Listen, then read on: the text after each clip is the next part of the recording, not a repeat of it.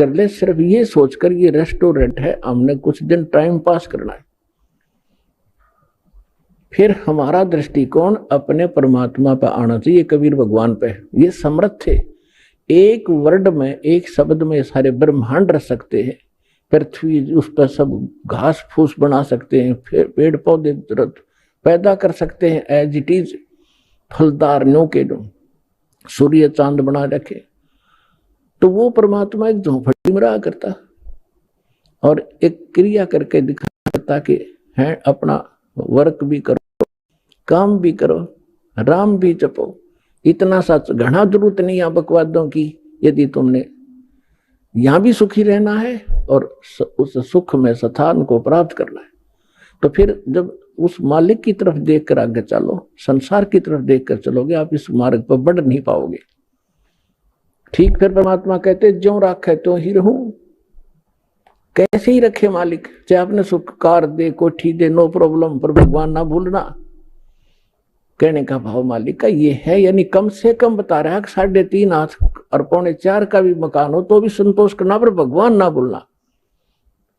अगर राम भूल गए और दूसरे की नकल के लिए किसी ने कोठी बनाई, मैं भी बनाऊं, तो बात बिगड़ेगी। भगवान कोई बालक नहीं, सब पता उसको कि इसने इस बच्चे को जब तक खिलौना आगे नहीं चलेगा तो वो भी खिलौने यहां वो देगा आपको, ऐसी बात नहीं। बात अपने बच्चे को कोई रोता नहीं देख सकता, और समर्थ धनी पिता तो कदे ना देखे, तो आप धनी पिता की संतान होगे हुई उस कबीर भगवान की। आपको किसी चीज का अभाव नहीं रहने देगा, लेकिन भक्ति करनी पड़ेगी। अब यहाँ बात थे अज पीले हो जाए, बात जड़नता यूं कहे सुन भई तरवर राय, अब के बिछुड़े नहीं मिले न जाने कहां गिरेंगे जाए।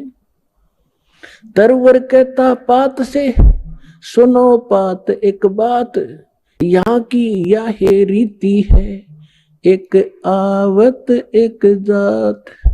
परमात्मा एक उदाहरण दे रहे हमारे लिए। क्या बता रहे हैं कि जैसे संसार रूपी वन में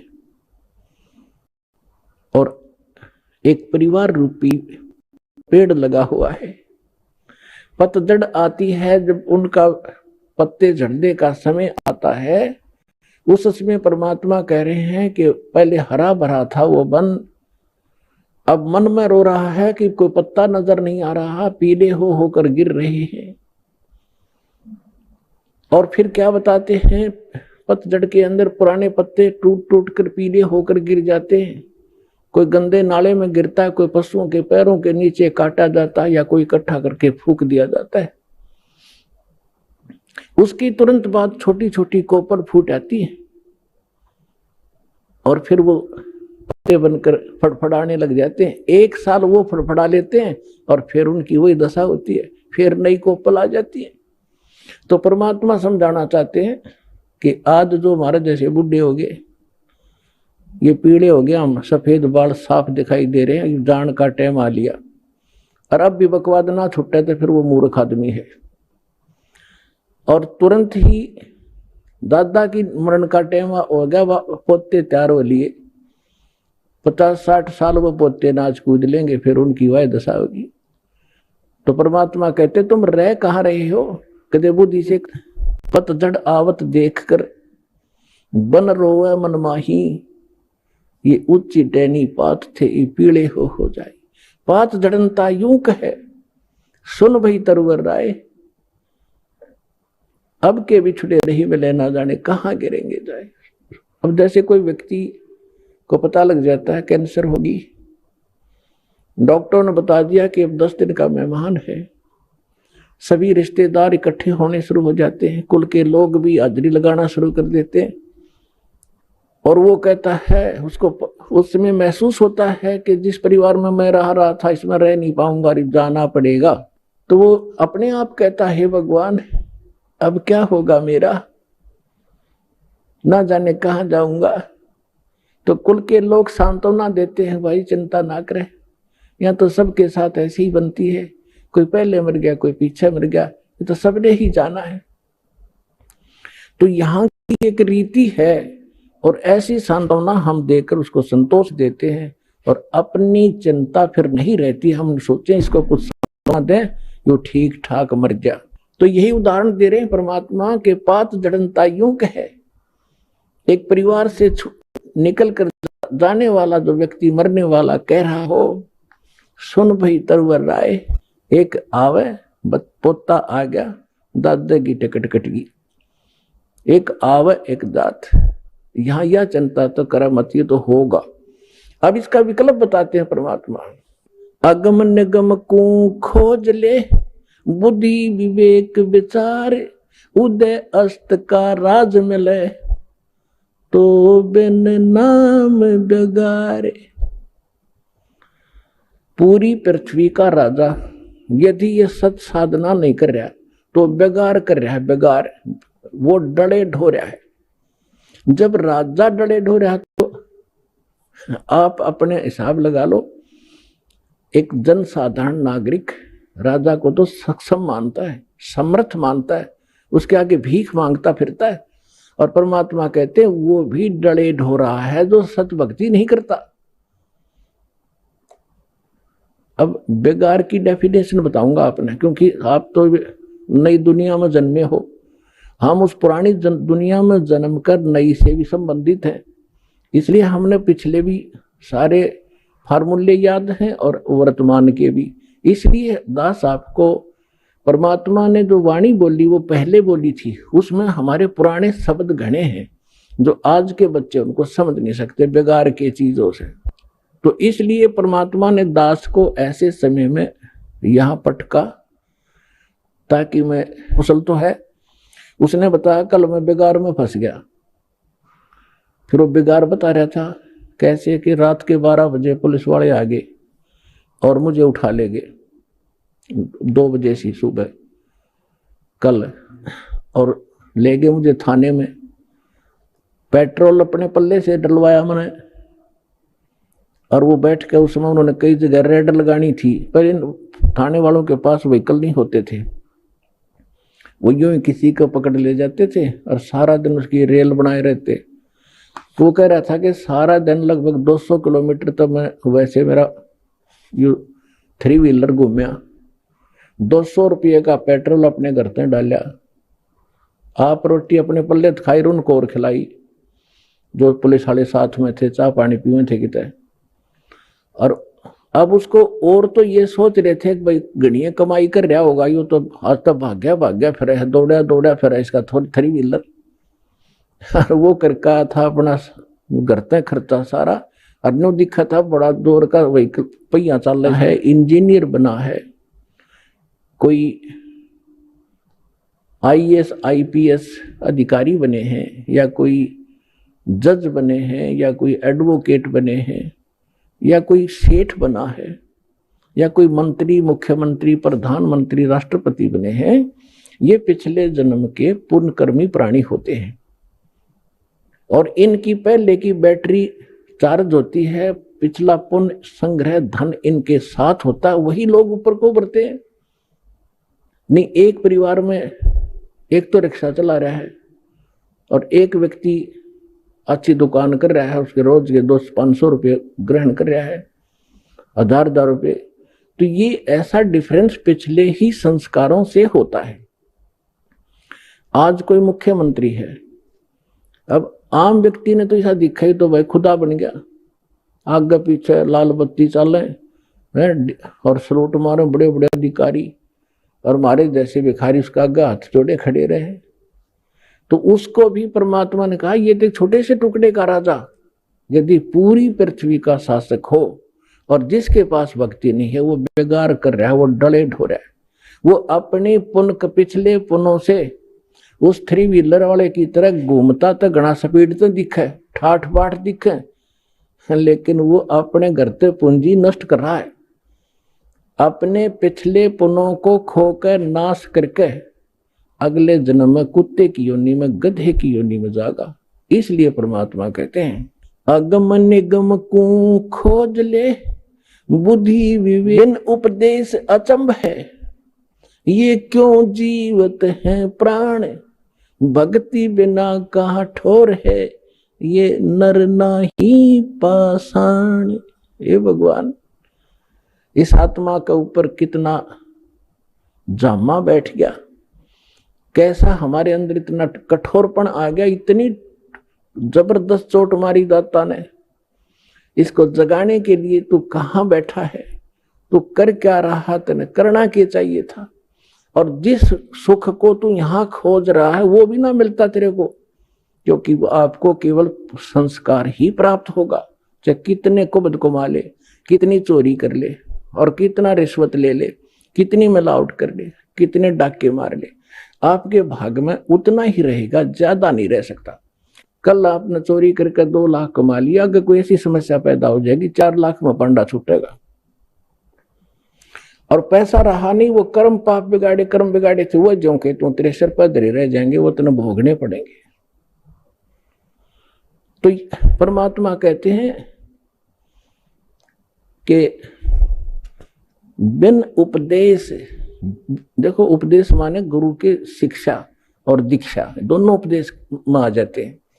जो बिन उपदेश आश्चर्य है, अचंभ है, ये क्यों जीव है, जीव प्राण, और भक्ति बिना काठोर है, ये नर नहीं, मनुष्य नहीं है, ये तो पत्थर है।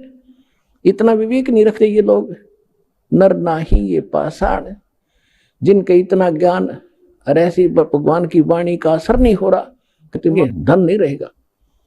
फिर इसका विकल्प बताया परमात्मा ने, ठीक है, अनजानपने में जो गलती होगी सो होगी, आगे से सतर्क हो जाओ, यहां से दीक्षा लो, आपके पिछले पाप भी नाश होंगे, आगे आपके भाग्य में ना होगा, ये समर्थ है, आपके नए लेख लिख देगा ये कबीर भगवान, वो समर्थ शक्ति है, समझ लेना इस बात को।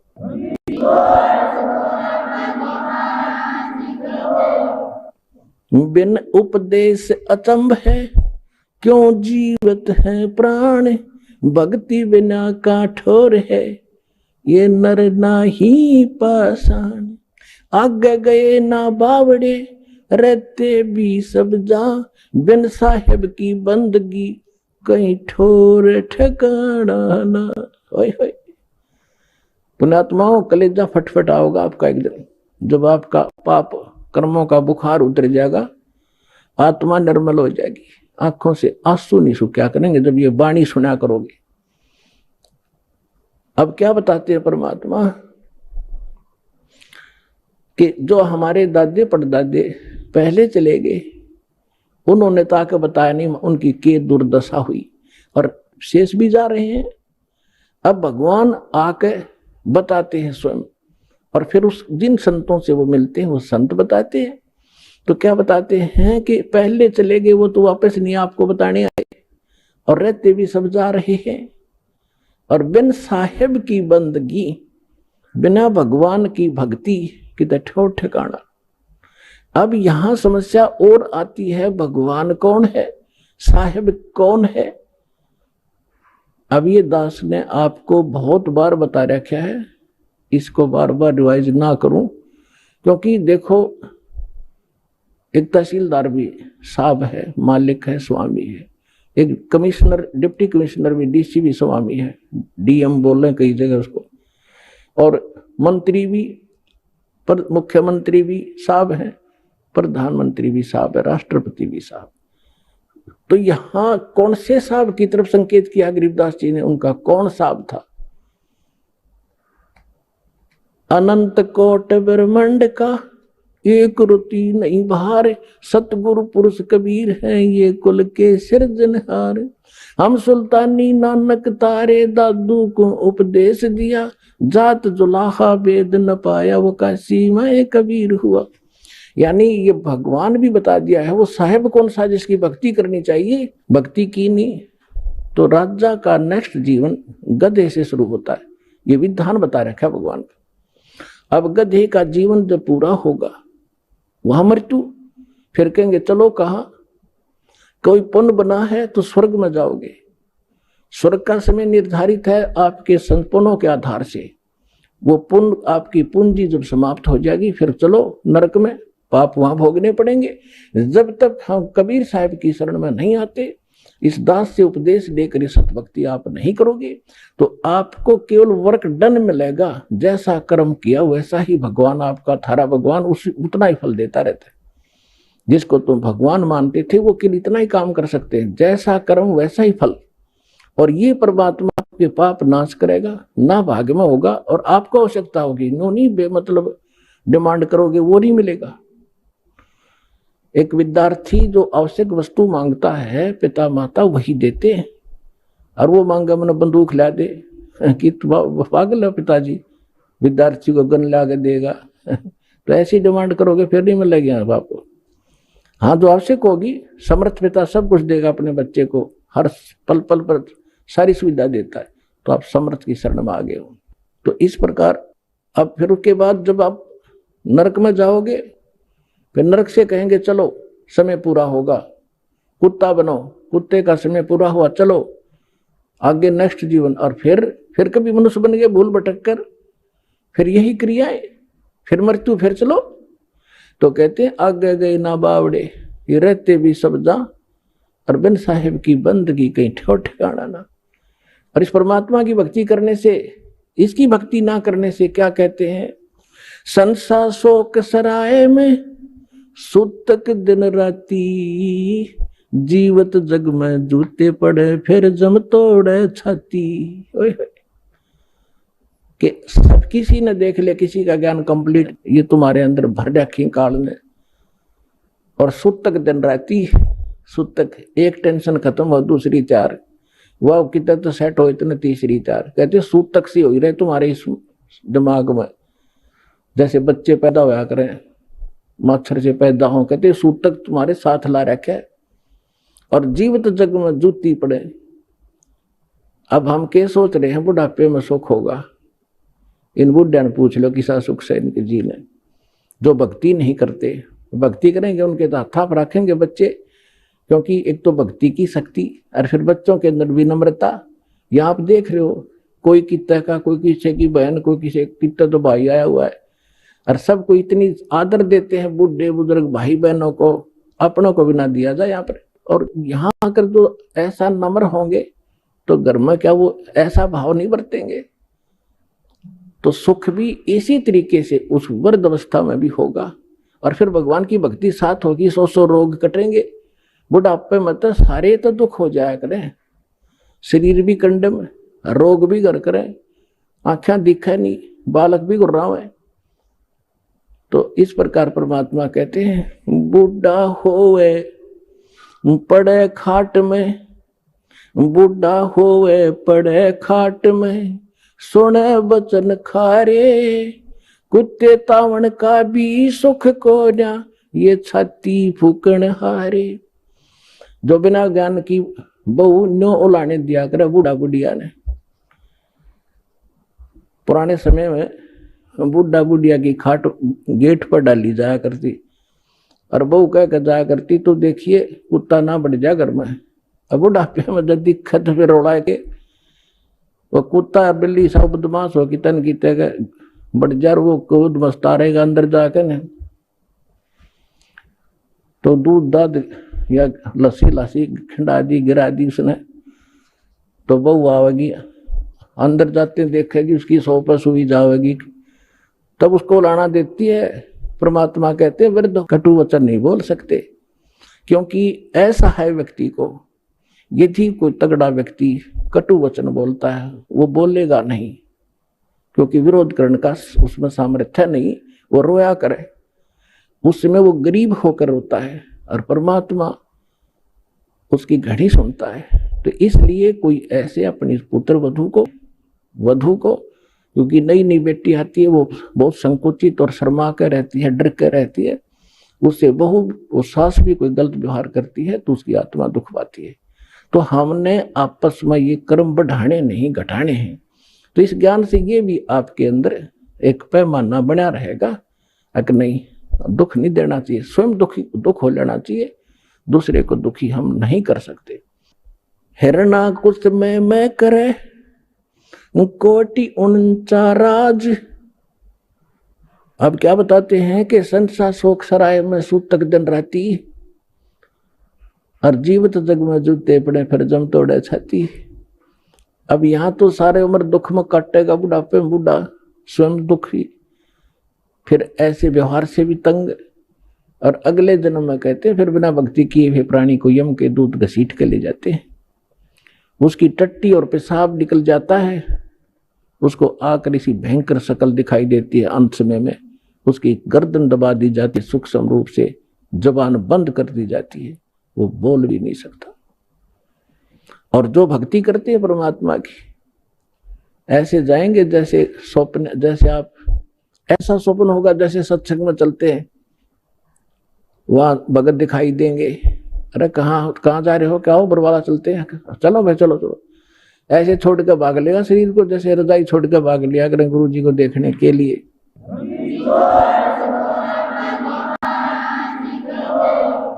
और फिर सतलोक में फिर ऊपर जाएंगे त्रिकुटी पे, सबका अकाउंट क्लियर करवा के फिर वो जैसे कोई जाते हैं ना कहीं पर नए स्थान पर, तो पीछे पीछे सारे उसका अनुसरण ही करते रहते हैं। यहाँ ये कर ले, बता कर ऐसा यहाँ कर, अच्छा यहाँ से कर दे, यहाँ जूते जमा करा दे, यहाँ जोत का सामान जमा करा दे। तो इस तरह वहां ऐसे करते हुए त्रिकुटी में पहुंच जाओगे, वहां परमात्मा मिलेगा अपने इस दास के रूप में। और वहां फिर धर्मराज के दरबार में आपको क्लियर कराया जाएगा सतनाम के प्रथम मंत्र का, वहां अकाउंट क्लियर होगा। और फिर परमात्मा पारब्रह्म के उस घर में द्वार में जा करके पार करके वहां का अकाउंट करवा के फिर सतलोक ले जाएंगे। आप सतलोक बैठे पाओगे और घर वाले यहाँ सोच रहे हैं मर गया, मरा नहीं, वो तो सतलोक पहुंच गया।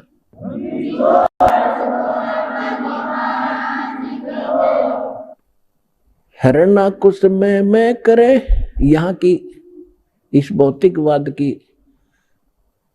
कितनी इसके अंदर कमजोरी है, जिसको परामांडी पाके बैठे थे। कहते हिरण्यकशिपु ने पूरी पृथ्वी पर शासन बना लिया था अपना, और नो कहता मैं ही हूं, मैं भगवान हूं। हल्दी की गांठ प्राप्त करके 5-4 वर ले लिए ब्रह्मा जी से, सुबह मरू ना शाम मरू, दिन में मरू ना रात मरू। पशु से नरसिंह ले गया जो तीतर को बाज। कहते यह ब्रह्मटी होगी इन लोगों की। हिरण्यक से पूछा ती तड़वाई, ब्राह्मण बाणा और कर्म कसाई। बगैर ज्ञान के भक्ति भी करता था, ऐसी सिद्धियां भी प्राप्त कर दी थी जिसको उससे भ्रम हो गया कि मैं सब कुछ बन गया। तो परमात्मा कहते बिना ज्ञान के हिरण्यकुश छाती तोड़वाई और ब्राह्मण बाणा और कर्म कसाई। वो तो भगत दिखाई दे, ब्राह्मण माने भगत भी होता है, वो तो भगत और भक्ति करे। और कर्म कसाई वाले तो कहते ऐसे लोगों की छाती तोड़ा टूटिया करती है, भगवान ने उसका पेट फाड़ के गिर दिया। हिरण्यकुश छाती तोड़वाई और ब्राह्मण बाणा और काम कसाई। कबीर लूट सको तो लूटियो, राम नाम की लूटी, पीछे फिर पछताओगे, प्राण जहांगे। संग में उस परमात्मा ने दास को अपना मान लिया, और दास एक चलता फिरता पावर हाउस है थोड़े पावर का, जो इस पूरे संसार ने तो पर्याप्त है, इतनी पावर है दास को दे रखी है।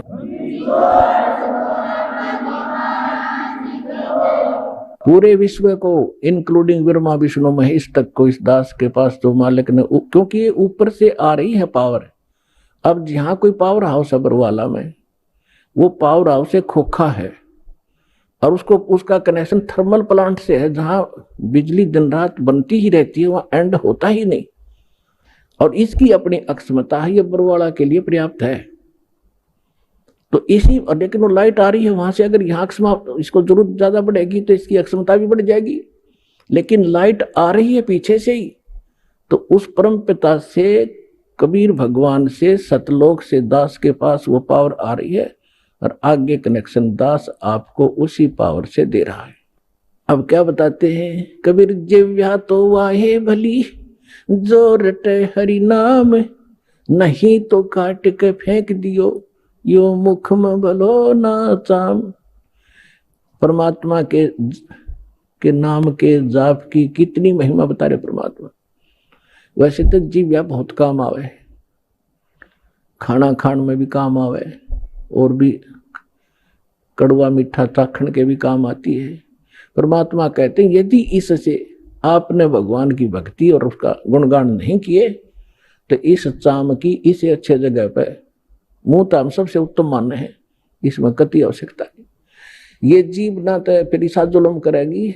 कहते हैं एतय पराई आत्मा जीव बांध तलवार, या जीव तलवार का काम करेगी। कोई गरीब एक कमजोर व्यक्ति को एक तगड़ा व्यक्ति बलवान व्यक्ति कोई अपने मुख से ऐसे वचन कह देता है, अब उसके साथ ना प्रतिशोध कर सकता ना उसको कुछ जवाब दे सकता, बैठकर रोता है। उसकी आत्मा को जख्मी कर दिया उस नीच व्यक्ति ने इस जीभ वाली तलवार से, वचन से। तो परमात्मा कहते हैं यदि इस जीव का सदुपयोग नहीं किया, भक्ति नहीं की, तो इसने काट के फेंक दे तो अच्छा। कितनी महिमा बताई है। फिर क्या बताते हैं कि नर से तू पशुआ की जय गद्दा बैल बनाई, ये 56 भोग कहा मन भोरे की तकुर्री चढ़ने जाई। अब क्या बताते हैं परमात्मा के फिर पीछे तू पशुआ की जय दीजे बैल बनाए, 4 पहर जंगल में डोले तो ना पेट भराए, सर पर सींग दिए मन बोरे धूम तो मच्छर उड़ावे, कंधे जुआ जोते कुआ फिर कोंदों का उस खावे। फिर भजन बनायु काल मार रहा रोल। अब मनुष्य जीवन दिया है, जैसे विद्यार्थी हो तो माता पिता उसको पूरी सुविधा देंगे, वो निकम्मा वहां पढ़ता है ना पढ़ता है वो उसके आगे बाद में रिजल्ट आएगा जब वो पास फेल होगा। तो इसी प्रकार आप विद्यार्थी हो, मनुष्य जीवन मिला है भगवान वाले स्कूल के लिए, आपको ड्रेस भी न्यारी मिली है। तो इसमें आप यदि सत भक्ति नहीं करते हो तो फिर आपके साथ के बीतेगी। कहते हैं फिर पीछे तू पशुआ कीजिए दीजिए बैल बना। ओए होए। तो अब हम समय पर रोज भोजन खाते हैं। आप देखते हो यहाँ सतलोक आश्रम बरवाला में, वैसे तो आम जगह उपलब्ध है आजकल, कहीं बाहर जा रहे हो भाई चाय पी लेते हैं, रोक गाड़ी चाय पी ली, प्यास लग गया जो पानी पी लिया, भूख लगी रोटी खा ली, दिल करा मिठाई, कभी फल फ्रूट, खूब ठाटते खा रहे हो, खाओ, क्योंकि आप विद्यार्थी हो, माता पिता ने आपको ये सुविधा दे रखी है, इतना जेब खर्च आपको दे के भेज रखे है। यदि आप वो शिक्षा नहीं ग्रहण करोगे यानी भक्ति नहीं करोगे तो फिर क्या बनोगे? मजदूर बनोगे। आपके बच्चे वहां रेत में लेट रहे होंगे, आप कस्सी से मिट्टी खोद रहे होंगे, तन पर कपड़ा नहीं, समय पर टूक नहीं होगा, जो विद्यार्थी पढ़ते नहीं। तो इसी प्रकार जो इस पढ़ाई को नहीं पढ़ेंगे, क्योंकि पूरा विश्व के वो मानव शरीरधारी प्राणी विद्यार्थी है, तो उससे क्या होगा? नर से तू फिर पीछे तू पशुआ की जय दीजे बैल बना, और 4 पहर जंगल में डोले तरा तो नहीं उधर बरे। अब तो जब इच्छा हो खाओ पियो, ठीक है खा लो, लेकिन वो जो काम था वो भूल गए कति। और फिर कहते हैं सर पर सींग दिए मन बोरे, और दुम तो मच्छर उड़ा। अब तो हम मच्छरदानी लगा लेते हैं, ऑल आउट वगैरह ये लगा लेते हैं, और फिर के लगावांगे? बैल बने पाछे, एक पूछड़ हो गया आपके पीछे, उसने चाहे पंखा बना। तो ऐसे कर्महीन प्राणी के वहां भी अंग भंग हो जाते हैं, वह पूछड़ भी कट जाती है कई बार बैल की, वह इतनी रहती है, उन्हें नू नू कराया है, वो ना कुछ काम का